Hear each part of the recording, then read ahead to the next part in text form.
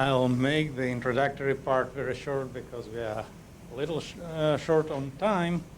So the first speaker today is Vitali Milman, who is a son of Vitali. And he's going to talk about the Gaussian double bubble and multi-bubble conjecture.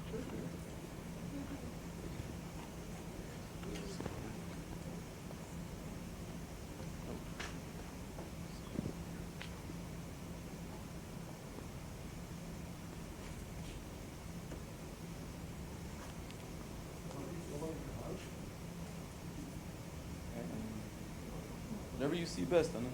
You prefer this one? Whatever, yeah. Okay, can you hear me? Okay. So thank you very much for the invitation. I'm very happy and in fact feel very fortunate to be here at this conference, celebrating the 80th birthday of my father. And also I would like to thank the organizers, the real organizers. For some reason, I don't know how my name made it to the list of organizers. But I'm in front of all of you. I can safely declare that I had essentially nothing to do with the organization. So I thank the organizers in particular, and especially Shiri, for all the really hard work that not only do I guess, but I know that she did. So really thank you very much. So this is a joint work with Joe Neyman from UT Austin. And before actually start with the mathematical part, I think this is a good opportunity to actually mention that the origins of this work go back many years ago to work done by my father. So actually, you know, all of us are familiar with my father's famous results, but the work that I'm referring to is somewhat less famous, and going back to some work that he did in the 70s. So in honor of this occasion, I actually managed to find following a portrait of his collaborator on this work. So I don't know if you can recognize. Maybe some of you can recognize. But those of you that sit really close may notice that actually at the time that this portrait was taken, this was still work in progress. Maybe you can see here. Work in progress, but this joint work after several months became completed work, and maybe it was on a good day I want to think that you maybe even remember the date that it was completed, so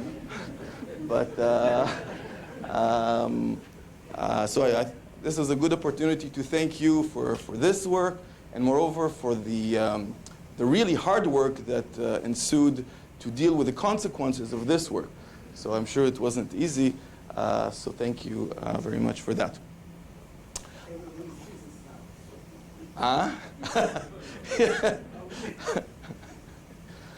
Okay, so now to the mathematical part. So I'm going to speak about an isoperimetric problem. So it's a good idea to start with recalling what are general isoperimetric inequalities. So of course, I better start with the classical isoperimetric inequality and Euclidean space Rn, basically going back to the ancient Greeks, at least in dimension 2 or maybe 3.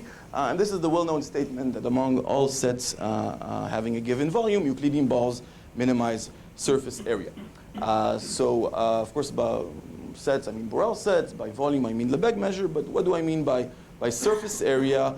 This actually may be worthwhile to spend a couple of moments on, because there are in general various non-equivalent definitions that one can use for surface area. Of course, whenever the boundary of the set is smooth, then all of these definitions coincide with exactly what you expect. Use your favorite definition from calculus. But there are many other possible definitions one can use. I wrote some of them here. But the one that we're going to use is the strongest of them all, meaning that it's smaller or equal to all of these other possible definitions. And smaller or equal means that it's strongest because we're looking for a lower bound on the surface area. So this definition is the so-called de Giorgi perimeter of the set. So there are various equivalent ways to define it. For instance, a geometric way to define it is to use the n-1 dimensional Hausdorff measure of the reduced boundary of the set, which I denote here by partial star of omega. So I don't want to give you the precise definition, but basically the reduced boundary is a subset, possibly a strict subset of the topological boundary, consisting of all points where the set omega has a unique unit normal to the set. Okay, so this is in a certain measure theoretic sense. So this would be a geometric definition. An analytic definition is the following. So just use the bounded variation norm of the characteristic function of the set. So whenever this guy is finite, one can show that the distributional gradient of the characteristic function is always a vector valued measure, and you just take the total variation of this measure. Okay, so by testing against a smooth, compactly supported, well, usually you test against a test function, but since this is a vector valued measure, you test it against a vector field having magnitude at most 1, and you move the nabla by duality to the other side, so you get the divergence of this vector field, which you integrate with respect to the characteristic function of the set omega, and you supremize over all possible vector fields. So that's that's a rigorous definition of the de Giorgi perimeter. But of course, this is not the way to think about this in practice. Just use your intuition, and you'll be fine. One thing that so this definition has many advantages. The only advantage I'll mention now is that it's immediate to see from this definition that it is invariant under null set modifications of the set omega. So you can freely change the set up to a Lebesgue zero null set without changing its perimeter. Okay, it's something which is not shared by these other possible definitions. So just a point to keep in mind. Okay, so this is the Euclidean isoperimetric inequality, but we can study isoperimetric inequalities in much greater generality. So for instance, if you're in a nice, smooth Riemannian manifold, you don't even have to use the Riemannian volume measure. You can have a nice density psi. The standing assumption is that psi is smooth and strictly positive. So sometimes to remember that it's strictly positive, we'll denote it by exponential of minus w. And then you just you get the weighted volume and weighted area. Okay, so we just use the density psi to weigh the volume and weigh the area exactly as before. Okay, so these are the notions of volume and area that we have. And the only two examples that are relevant, besides the Euclidean setting, that are relevant to this talk are here. Nothing fancy. So the first classical example is that of the sphere, Sn, so just the canonical sphere with its canonical Riemannian volume measure, R measure. We just normalize it to make it into a probability measure for convenience. And then this is a classical result of Paul Levy and Schmidt from almost 100 years ago that in this case as well, geodesic balls are isoperimetric minimizers, just as in the Euclidean space. Finally, the last example, which would be the one relevant for us in this talk, is that of the Gaussian space, Gn. So this is just Euclidean space endowed with the standard Gaussian measure. And then this is, by now, a classical result of Sudakov and Boris Tirelson from Tel Aviv University, and independently Borel from the same year, that in this case, half spaces are isoperimetric minimizers. So among all sets having a given Gaussian measure, half spaces minimize Gaussian surface area. So remember, we're using the Gaussian density to weigh everything, volume and measure. So this maybe at first sight looks different because up until now we just had geodesic balls as minimizers. Now we have half spaces, but it's really actually not different. You should think of a half space as being a geodesic ball centered at infinity and having radius infinity. And this is due to a well-known observation going back to the classics, people like Maxwell, Poincaré, Borel, and I think even before them, people like Meller. They all knew the following well-known observations, so it's worth repeating, that actually there is an intimate relation between the Gaussian space and the spherical space, and that if you take the uniform measure on a large capital N dimensional sphere, okay, so capital N is very large, but you rescale the sphere, something like you take its radius to be square root of n. You take this uniform measure on the sphere, and you project it down to a fixed little n dimensional subspace. You're going to get some density, and in the limit, when capital N tends to infinity, this is going to converge in any reasonable sense to the Gaussian density, to the Gaussian measure. So in this sense, the Gaussian measure should be thought of as an infinite dimensional sphere. And indeed, since we're inflating the radius, making the radius tend to infinity, things flatten out. So this intuition that things that were curved here flatten out in the limit, become flat, this is worthwhile to remember. Maybe we'll see this appearing later on. Okay, so these are our 3 examples of interesting spaces, but you can even generalize the setup even more, and you can study isoperimetric inequalities on clusters. What is a cluster? So a cluster, omega is a collection of sets, omega 1, omega 2 through omega q. This is a q cluster. So this is a partition of our underlying space, so into disjoint sets which cover the entire space. And when I say disjoint, when I say cover, I mean up to null sets, because as we said, null sets don't affect anything here. So up to null sets. What is the isoperimetric problem now? So given a vector, so now we don't have a single volume, we have a vector of volumes, volume of omega 1, volume of omega 2, volume of omega q. So given a prescribed vector of volumes, we would like to minimize, we need to minimize a scalar. So what we do is we just take the total surface area. We just sum the individual surface areas of the cells. Okay, we divide by 2. Of course, it doesn't change anything for the minimization. But this is makes a lot of sense because generically speaking, a point on the interface, on the boundary of these guys, will generically belong to exactly 2 cells, 1 from each side. So we divide by 2 so as not to overcount twice. Okay? So this is the isoperimetric problem in this setting. And indeed, the previous examples, of course, fit into this framework because they correspond to the case q equals 2. So what are our 2 cells? Well, the first cell is just our set omega that we had before. And the second cell is its complement, of course, trivially. So this is called the single bubble case. Okay, so just 1 cell.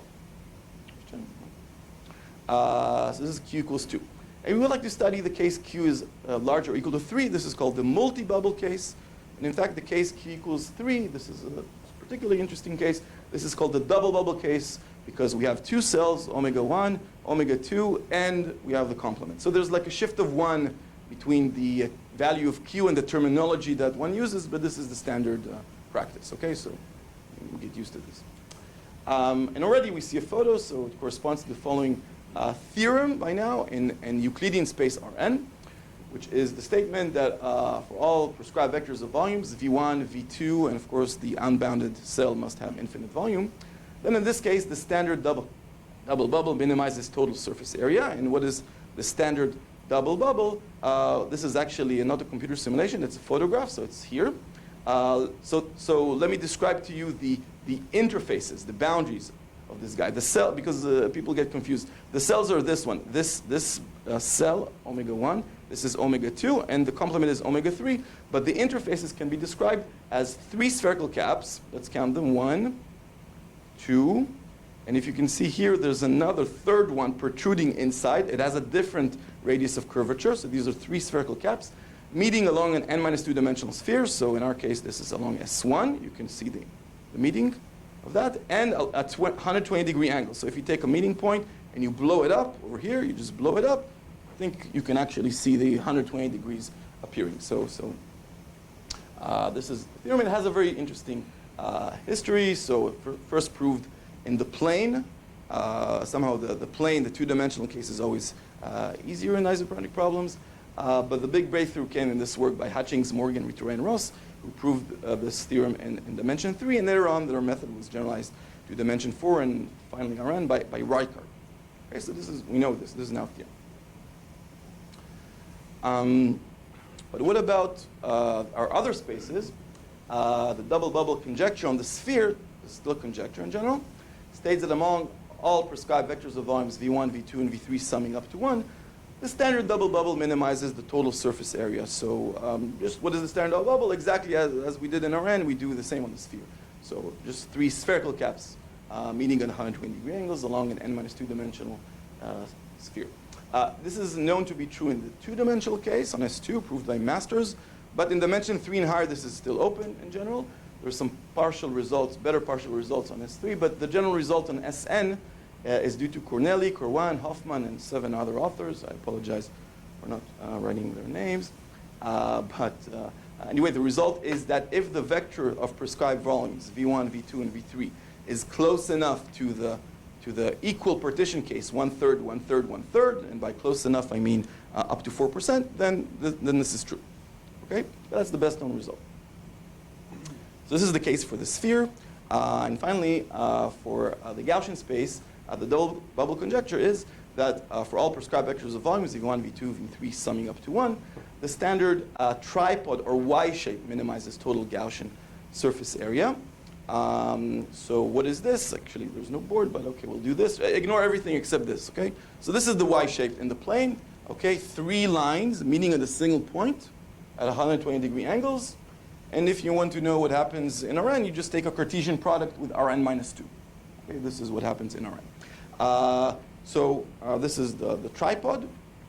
And one can show that you can always, of course, you translate the center. This is not the origin. One can show that whenever you, this is a little topological argument, that you can translate the center so that you can get all the volumes that you want. The V1, V2, and V3 whenever they're positive. You can indeed, by translating appropriately, you can cover all the possible volumes here. This conjecture makes sense. And the best known result was exactly the same as for the sphere. The same group of 10 authors proved the exact same result. And they told you why. It's not a coincidence because they were using this intimate relation between the sphere and the Gaussian measure very nicely, actually going back and forth. So they got the exact same result both for the sphere and for the Gaussian space.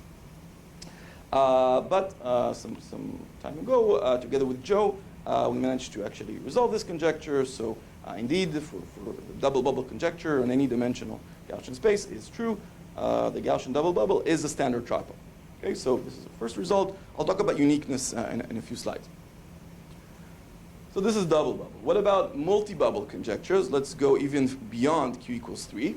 Okay, higher order clusters. So the conjecture in Rn, which I think goes back to John Sullivan, is that if Q is not too large, we'll see this restriction in a second why it comes up, then for any prescribed vectors of volumes, V1, V2, VQ minus 1, and as usual, the last component has to have infinite volume, the minimizer is a standard Q minus 1 bubble. Okay, what is this? I don't want to spend too much time on this, but basically the construction is as follows. You start with Q equidistant points on the sphere Sn in its canonical embedding in Rn plus 1. Okay, so you can always find Q equidistant points as long as Q minus 1 is smaller or equal to the ambient dimension, n plus 1. Okay, then you just get the simplex. So this explains this restriction. So you take these Q points on the sphere. You take the Voronoi cell of these points on the sphere. So you get this very nice symmetric equipartition. But then you use all possible stereographic projections to project it down to Rn. And again, you can show that using all possible stereographic projections, you're going to get all possible volumes. So this really covers and gives you a nice set of conjectured minimizers. The reason this is the conjecture is because stereographic projections are conformal maps. They preserve angles. So these nice 120-degree angles of incidence are going to be preserved. And in some sense, combinatorially speaking, this is the lowest complexity that you can construct. So the natural conjecture is that if the angles are correct and the complexity is minimal, this should be the natural minimizer. The same conjecture you have for the sphere, so exactly the same. The standard Q minus 1 circle bubble should be the minimizer. How do you construct the minimizers? I just told you what to do in Rn, and now take all possible stereographic projections back to the sphere. Okay, now you can get, again, all possible volumes, and this is the conjecture on the sphere. Okay? These are still conjectures. Oops. And now we come to the Gaussian setting, which we're interested in. The multi-bubble conjecture in the Gaussian setting is that if Q is not too large, again, for every prescribed vectors of volume, summing up to 1, the minimizer should be a standard simplicial cluster. So what is this? You take the Voronoi cells of Q equidistant points in Rn itself, okay, appropriately translated, and these are the conjectured minimizers. So, for instance, indeed, our tripod from before was the Voronoi cells of these 3 points, of course, appropriately translated. So you get the tripod. For the case Q equals 4, the triple bubble, you have 4 points, something like 1, 2, 3, 4, and these are the Voronoi cells. We just intersect this with the sphere to make the picture nicer, okay, and so on. Okay, and again, it should not be surprising that things flatten out. Okay, the interfaces are flat for these minimizers. So these are the 3 conjectures, main conjectures in this business. So of course, the case Q equals 2 corresponds to the classical inequalities. Indeed, the Voronoi cells of 2 points for the Gaussian conjecture, the Gaussian statement, the Voronoi cells of 2 points are exactly 2 half planes. So this is the Sudokov-Tillotson Borel result. The case Q equals 3 is the double bubble theorem in Rn and now for the Gaussian setting, but this is still conjecture on the sphere.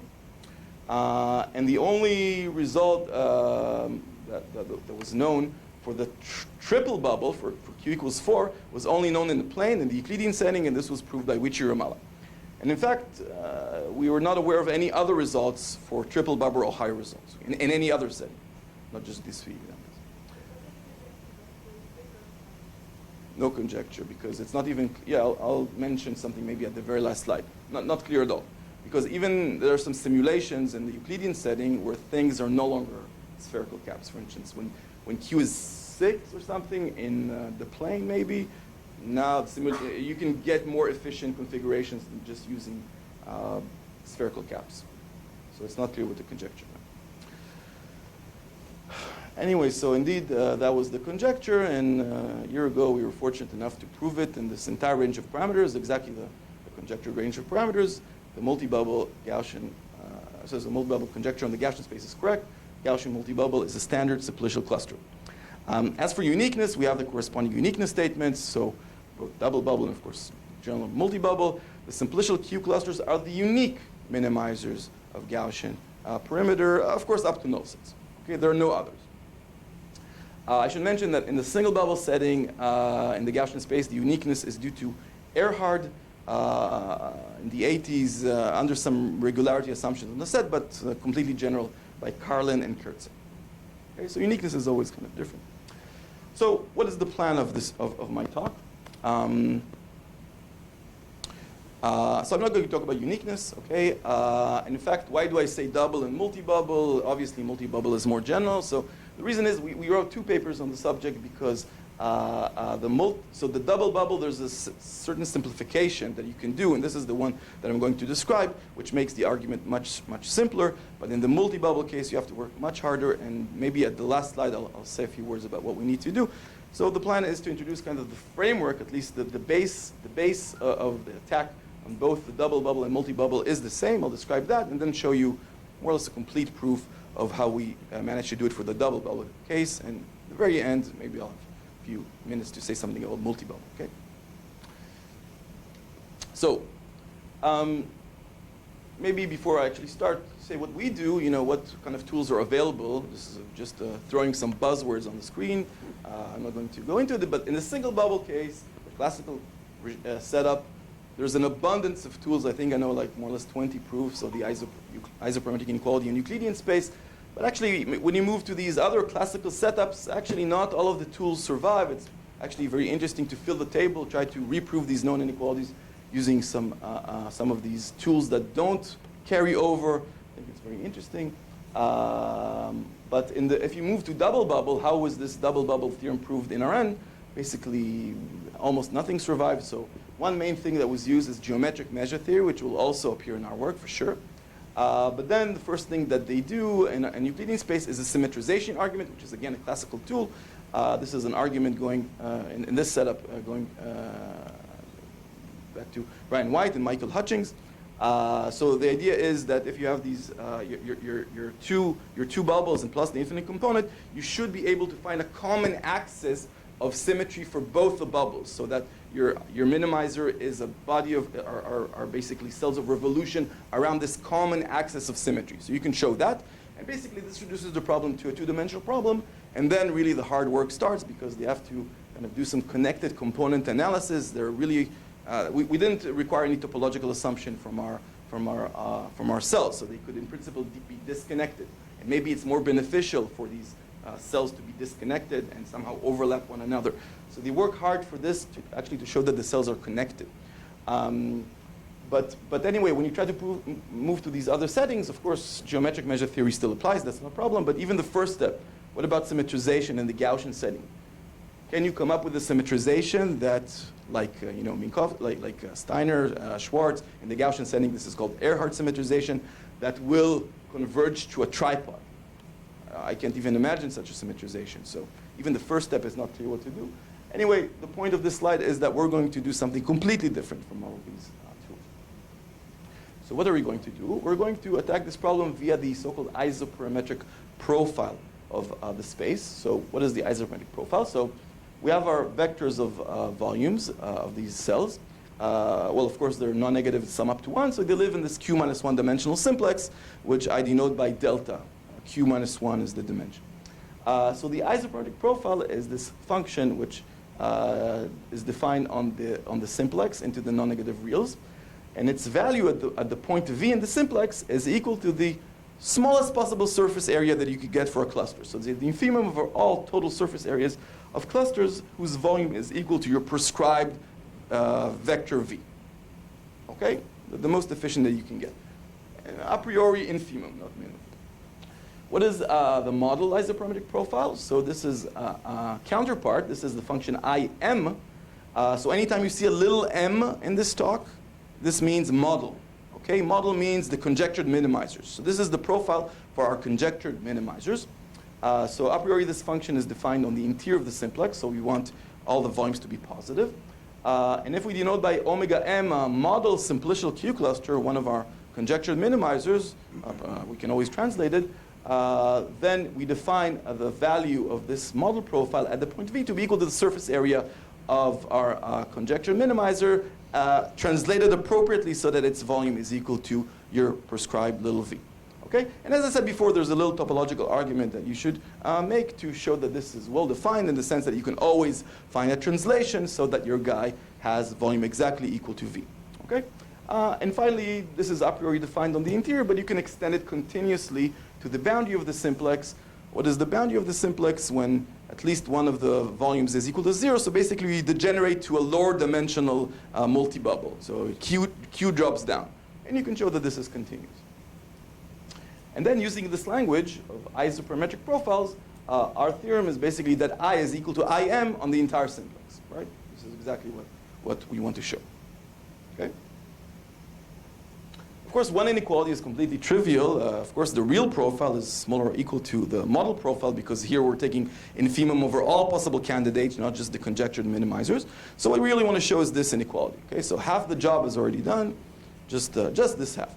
What we can do is we can also use induction on Q, because by the Sudakov-Tillotson-Borel result, we do know that the one-dimensional profiles coincide. This is okay. Which means that our functions are actually the same on the boundary of our two simplex, right? Because then we degenerate to the single bubble case, which we know is true. Okay, so we do know, and by induction you can proceed, and we can assume that these functions, which we want to show are equal on the simplex, we can assume that they're equal on the boundary of the simplex, right? So we know that they're equal on the boundary of the simplex, and we want to prove only this inequality in the interior of the simplex, right? So this is what we need to do. And now that I've set up things in this way, it's not very surprising that what we're going to do is actually apply a PDE argument. So let's introduce a little bit more of a notation. So let's define by Aij omega the Gaussian surface area of the interface between the ith and j cell. Okay, so we want to see where this total surface area comes from. It's the sum of all of these Aij's for I smaller than j, let's say. So this is the individual surface area between the ith and j cell. And let's denote by, if we have a minimizer having a volume equal to v, let's denote by Aij of v the surface area of the ijth interface for the minimizer. Now, of course, this is just a sketch. So a priori, they could be two minimizers so that they have the same total surface area, but different Aij's, different distribution, how they distribute the Aij's among them. So don't worry about this, okay? This is just a sketch. So let's assume this is well defined, Aijv, and we do the same for the model, okay, for the conjecture minimizer. And given such a symmetric matrix Aij, let's define the following Q by Q quadratic form, which we call LA. So this is the sum over Aij times this rank 1 quadratic form. So obviously LA is positive semi-definite on our Q as a Q by Q quadratic form. But moreover, it's easy to show that actually it's strictly positive definite on the subspace E, which is exactly, it's a Q minus 1 dimensional subspace of all vectors perpendicular to the 1, 1, 1, 1, 1 vector. Okay, it's easy, that's easy to show. if you want, you can read these lines, but I don't want to spend time on this. So it is strictly positive definite here. Notice, by the way, that this subspace E is exactly the tangent space to our simplex, because for the simplex, the restriction is that the sum of the volumes sum up to 1, so the tangent space, they sum up to 0. Okay, so this is the subspace E, which I'm going to use throughout the talk. And the first observation that we make is that actually, computation, too hard to show, that if we take the Hessian of our model profile, it lives on the simplex, so all derivatives must be in the tangent space in E, so we do all the calculations in E. The Hessian of this guy is equal to minus the reciprocal of this matrix, and we, of course, only work on E, because it's strictly positive definite, so it's invertible on E, so no problem. Okay, so it's a computation that you can make, and this is true in the interior of the simplex. Why did we have this strange idea to make this computation? The reason is that anyone that's worked on the Gaussian isoperimetric inequality knows the following ODE for the one-dimensional Gaussian profile, which is super well studied. I mean, you just write the formula, you take two derivatives, and you see that the second derivative here is equal to minus 1 over the profile. So this is completely classical ODE. But it turns out that when we move to higher multi-clusters, then you get, of course, not an ODE, but a matrix-valued PDE. Okay, and that's the right analogy. And here, not only does it depend on the function I, but actually on the individual surface areas Aij. So this is how it looks. And now, the idea is very clear. What we would like to show, if we manage to show that the Hessian of the real profile, let's assume it's smooth, okay? This is just a sketch.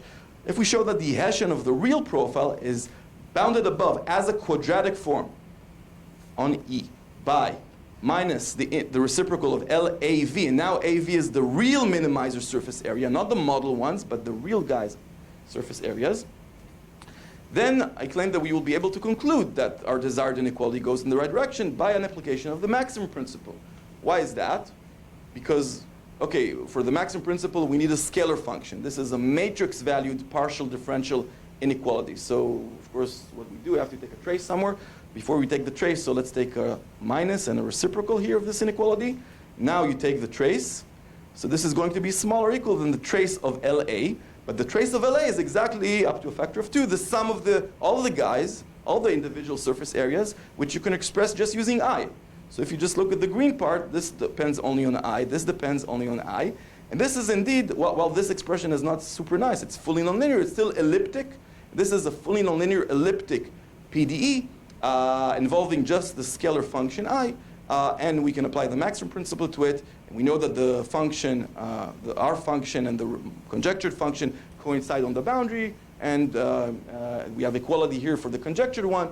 Completely, a few more lines of classical maximum principle conclude the proof and give us our desired inequality. Okay, so I reduced to you, using in this sketch, everything to showing a correct, sharp upper bound on the Hessian of I. Okay, so all the problem now is to get good upper bounds on the Hessian of I. And how do we do this? Okay, so from now on, I want to just try to show you how to get this, and then we're done. So the starting point is geometric measure theory. So this is the theory which was developed to study variational geometric problems, in this case, isoperimetric problems, and it ensures the existence and regularity in the structure of isoperimetric minimizers. So there's nothing particular to the Gaussian measure. You can work, let's say, in Rn, you can do it on a manifold, Euclidean space, endowed with a smooth positive density, e to the minus w. It's important that it has finite volume, like the Gaussian measure. And then geometric measure theory guarantees that, first of all, the minimizer exists. That's very simple. Without loss of generality, by making some null set modifications, you can assume that the cells are open. And you can assume that the reduced boundary is dense in the topological boundary. Let's introduce some notation. So we denote by sigma ij the interface between the ith and j cells. Okay, and as usual, aij is the surface area of sigma ij. Okay, its contribution to the total surface area. And this whole theory basically goes back to the work of Holmgren in the 70s, and as follows from his work. The interfaces sigma ij are going to be as smooth as the underlying density. So we assume that it's C infinity smooth. So these guys are also going to be C infinity smooth. embedded manifolds with all the good properties that you could ever want for working with them. And let's denote by Nij the normal to sigma ij from omega I. It's pointing from omega I to omega j. The interface is here, and the normal is pointing from omega I to omega j. Okay, so what's the idea? Of course, we know that our guy is a minimizer, so how do we use this information? Well, we construct some competitors and just use the fact that we know that our guy, the real minimizer, has smaller total surface area than the competitors. How do you construct competitors? We're going to construct a family of competitors, omega t indexed by time variable t. T equals 0 is our original guy. The easiest way to do this is by applying a family of diffeomorphisms.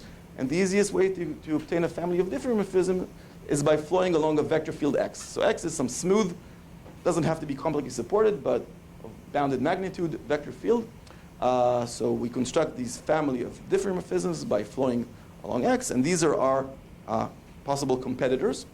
So let's keep a track of what are their volumes. This is a vector valued function. We're going to keep track of what are their the volumes as a function of t, and what's the total surface area as a function of t. Let's introduce the following very convenient notation. So delta k v of x, this is going to be the kth variation in the vector of the volumes under the flow generated by the vector field x. Okay, so this is a vector. Okay, this is the kth variation of volume. Since our volumes are vectors, this is itself a vector. And the same for surface area, the kth variation of total surface area under the flow generated by the vector field x. So since our omega is a global minimizer under the volume constraint, then at least heuristically it's clear, and this is completely classical, and one can establish this rigorously, that there exists, so just as Lagrange multipliers that we learned, since we have a minimization problem under a constraint, there should be a Lagrange multiplier here. Since our constraints are a vector of constraints, the volume should be determined, so Lagrange multiplier is also a vector, lambda. We call this lambda. It lives in E. And this is called stationarity. Okay, the first variation of area is equal to lambda times the first variation of volume. So just, at least heuristically, this is obvious.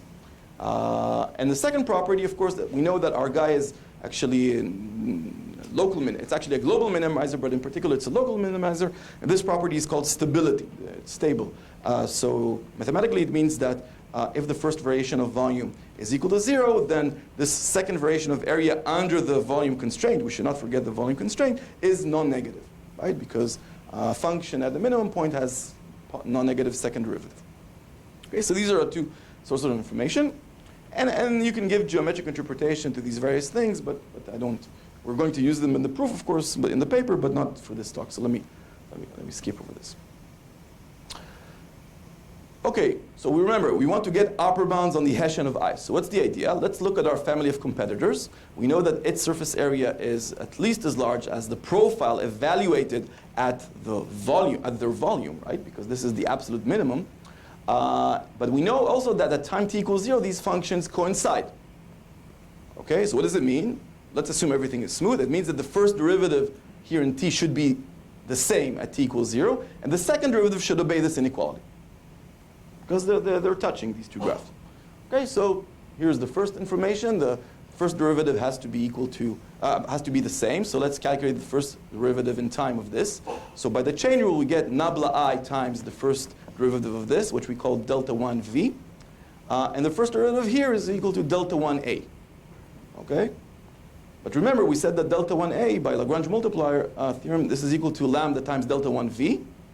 And we see that if we can, minor technical point, but it's a nuisance, if we can create a rich enough family of vector fields x so that delta 1v of x spans the entire space E, then we're able to conclude, and that's the case, that we have this very nice analytic characterization of a Lagrange multiplier. Lambda is just equal to the gradient of the isoperimetric profile I.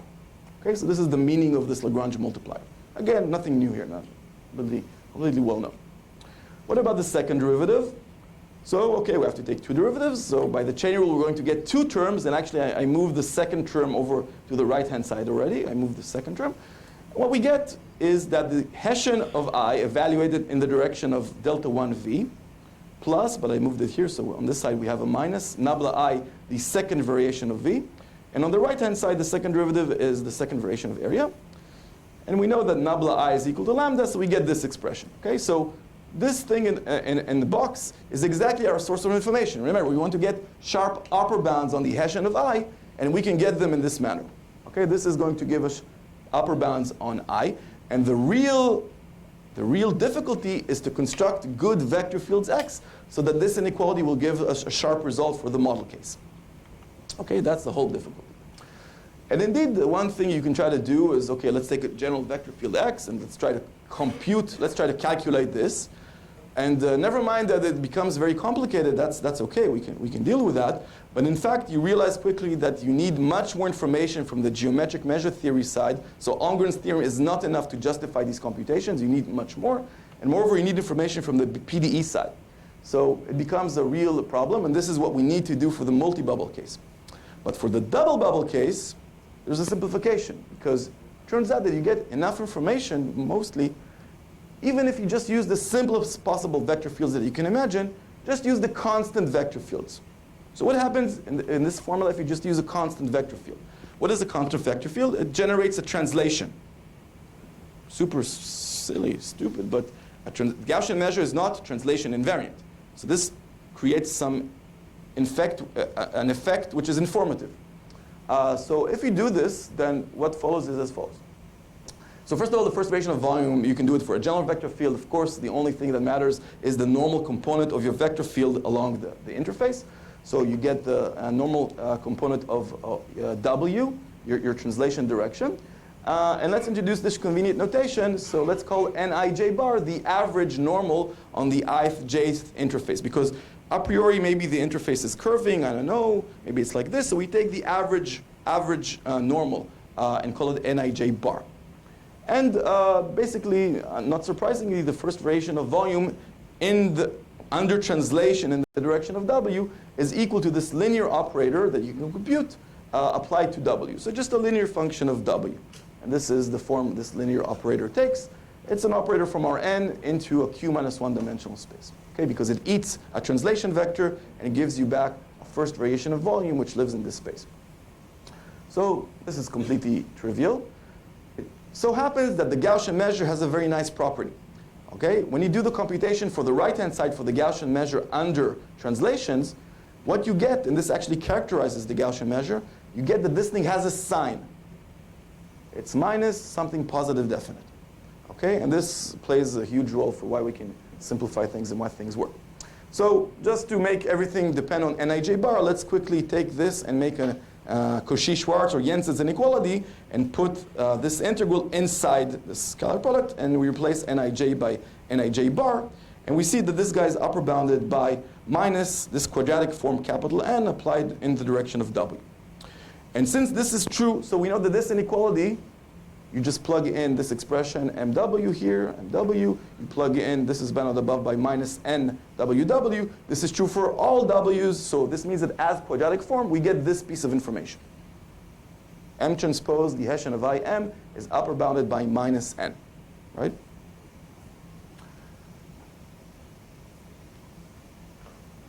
So okay, we started at, let me know when I have to finish, like 10 minutes, or I don't know. 8 minutes. So strict, Mark. Okay. Remember, what we want to prove is that the Hessian of I is bounded above by this, okay, by this expression. But what we got is something really different, it seems. We got this upper bound using these expressions. But if you look at them, there's some structure here, right? I mean, this guy doesn't involve the Nij bars at all, but this does. But there's some structure. And if you think about this for a few moments, you realize that what you're missing is a Cauchy-Schwarz inequality to relate what we got and what we need. Okay? And we have the following lemma. You can prove it as an exercise, a nice exercise. We were not aware of this fact, actually. But you proved this exactly as you proved the usual Cauchy-Schwarz inequality. If you have two random vectors, x in Rm, y in Rk, m and k don't have to be related at all. Let's assume they have a finite second moment and that the expectation of y transpose is non-singular. Then this inequality holds as quadratic forms. First of all, this makes sense because This is m by k, this is k by k, this is k by m. So this is m by m, this is also m by m. So this makes perfect sense always.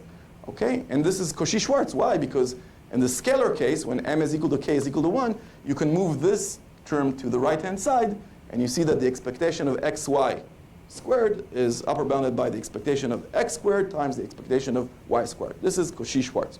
Okay? But you could teach this in first semester in undergraduates, but somehow, anyway, it's simple, but we were not aware of it. But anyway, that's exactly what we need, because let's define the following random vectors with probability proportional to aij. Very strange thing to do, but that's what we need to get the right form. So we select x to be equal to nij bar with this probability, and simultaneously y to be equal to ei minus ej. And then you just check that all of our protagonists, m, n, and la, are exactly of this form. So it's exactly what we need to apply Cauchy-Schwarz. So what we know is this inequality. This is what we know from last slide. Now we apply Cauchy-Schwarz. So we now move from n to this. Finally, we see LA inverse appear. Okay? We move everything to the left-hand side. We cancel the m, and we're done. Almost. We're done if m is surjective. Then we can cancel. Then it's OK. Okay? So if m is surjective, I've shown you a complete proof. Okay? And the good news, so you think in the beginning, is that for the real minimizers, for the conjectured minimizers, this m turns out to always be surjective. So you just, now it remains to deal with a case which, at least a posteriori, we know will never happen. So it's kind of a bit ridiculous, but we need to a priori deal with it. And this is why we wrote 2 papers, and this is why things become so complicated, because this case is actually, the case where m is not surjective is actually a huge pain, even though, ironically, it does not appear at the end. So why is that? So to understand the role of m, so remember, m is the first variation of volume under translation in direction of w. So to understand the meaning, the geometric meaning of m, one has this very simple lemma, which I will not prove, so let's believe it. Turns out that for any Gaussian stable cluster, the rank of m is equal to what we call the effective dimension of the cluster. So the cluster lives in Rn. We're working in Rn. But if the cluster has the following product structure, it's actually equal to a lower dimensional cluster. This is the effective dimension. Cartesian product with copies of Rk, then we call this the effective dimension. And it turns out that the rank of m is exactly the effective dimension. This is where the cluster really lives. And everything else is a product structure. So it turns out that the rank of m is the effective dimension. So if m is not surjective, m is this operator into q minus 1 dimensional space. So if it's not surjective, the rank, or the effective dimension, can be at most q minus 2. And it's at least 1, because m cannot be 0. Okay? So this is where you see that why the case q equals 3 is so special. Because when q is equal to 3, you only have one possibility, remaining possibility.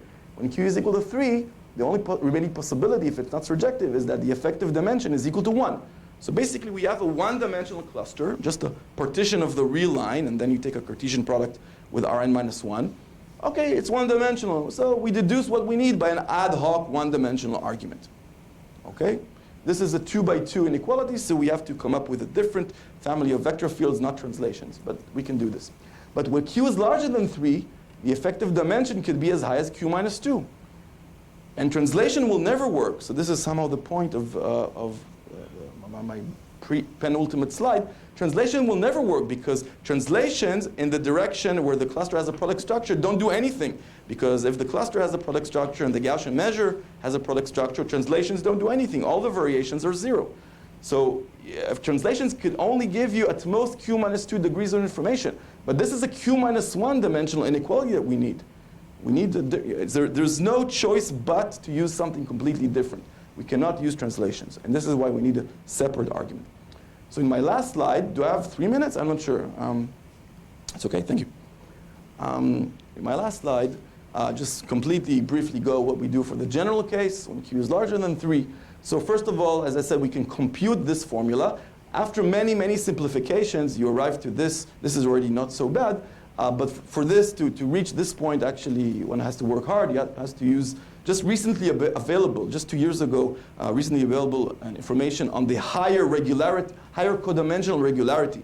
Because Almgren's theory talks about the interfaces themselves But we need to know something about the boundary of the codimension 1 boundary of the interfaces and their boundary. A priori, by Almgren's theory, these things could be fractals. I don't know. But no, they have some regularity, and that's nowadays available, so we have to use this. We have to use some things in PDE, Schauder estimates, to establish the local integrability of the curvature around some points. And anyway, at the end, you get this formula. Of course, I just flash it. I don't explain.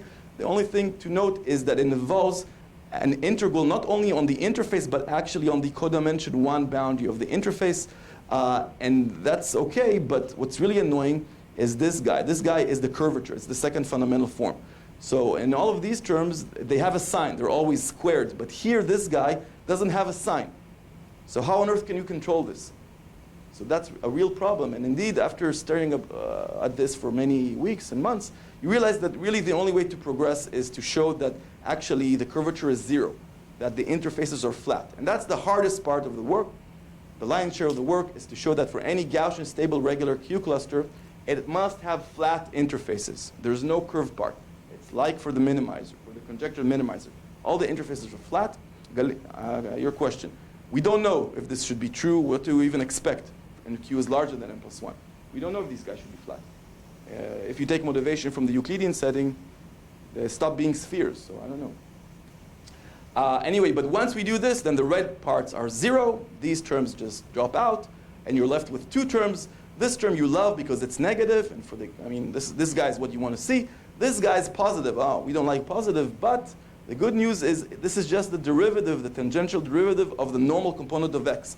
So the natural idea is let's come up with a family which has constant normal component, because then the derivative will be 0. So we construct this family, which we call inward fields, having a constant normal component. And it turns out that its dimension is exactly Q-1. So this is what we wanted. We wanted a Q-1 dimensional family. And if you use this family and we plug this into this formula, this is 0. These guys are already 0. We just left with this guy. And a computation will show you that you get exactly the right matrix-valued partial differential inequality that we wanted. And this is how we proceed. So I will stop here. I apologize for those of you that have heard the version of this talk before. And this is a final opportunity to wish you other a happy birthday.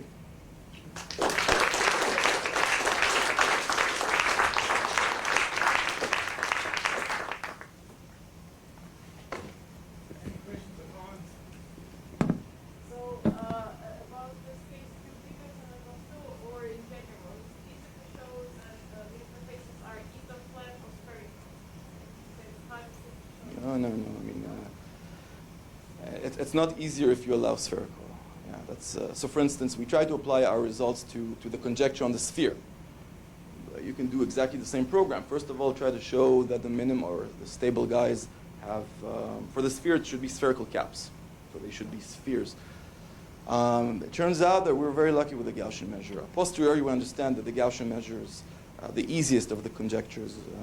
But even showing that something is a sphere, we don't know how to do that.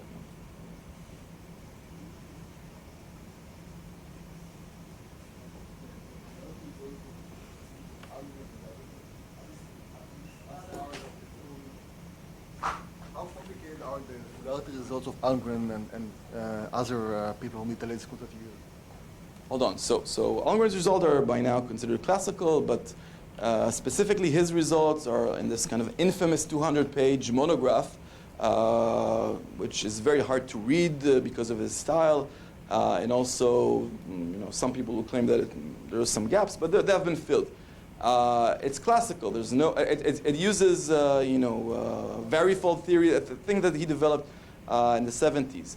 But the recent result that we had to use for the multi-bubble case, these are really recent. They were announced by Brian White in the 80s, but they were never written down, and there was some debate. But it was acknowledged that it should be true, but he never wrote it down. Some people tried, but this group of people, Colombo, Edelan, Spolar. Edelan is his former student, and he finally wrote down a version which is sufficient. Not what was claimed by Brian White, but a version which is sufficient. For me, based on the work of Leon Simon, for me these are very difficult papers to examine, to read, but so I consider them very good papers. That's the question. These significant results, are they a consequence of Okay, so all of the theory works so it doesn't have to do with the it just has to do with the smoothness of the Gaussian density. If you read the papers, you will never see a density. Okay, you will see you worked on a RAN or on, yeah, you just worked on a RAN. The regularity are these are local properties. So this means it will apply on a manifold, and it will also apply if you have a density which is strictly positive. As long as you have upper and lower bounds on the density, things just because these are local properties, so there's no problem. Okay, but yeah, the only thing you use is the fact that it's C-infinity smooth. If you make me you put a gun to my head and you say, is C4 enough? Probably, but we're going to take several derivatives, and that's the only thing you need. So most probably CK for some good, nice K is enough. But it doesn't have to do with the fact that the Gaussian measure has this beautiful, well-known, all the other good properties. No. So if you're working with a density which is CK, I believe that the interface would be CK plus delta, where delta is determined, but right now I cannot. Maybe delta is equal to 0. But there's a formula. There's a direct translation between the smoothness of the density and the smoothness of the interfaces.